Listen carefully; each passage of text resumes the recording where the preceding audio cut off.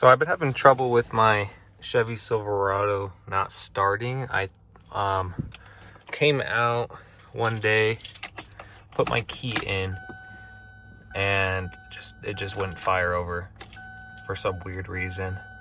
Every time I tried to start it, it would just not start.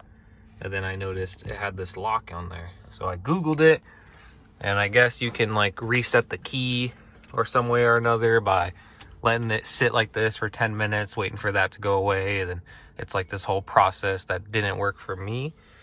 So I hooked up my OB whatever reader, and then I got the code b1380-06.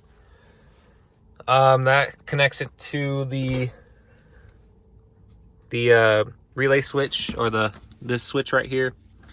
So I replaced that, and it still didn't want to start. It's still doing the same thing, and not sure why. So I was still researching it for a few days, and then I found this fuse here. There is a 2 amp fuse right here. It goes right there. It's a 2 amp fuse. It is it's number 35 on my thing, which is a DLIS, whatever that stands for.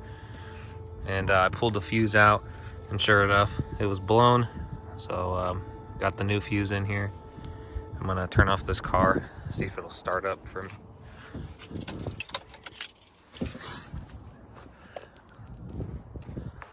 Probably unnecessary, but let's check this out. Just that little fuse.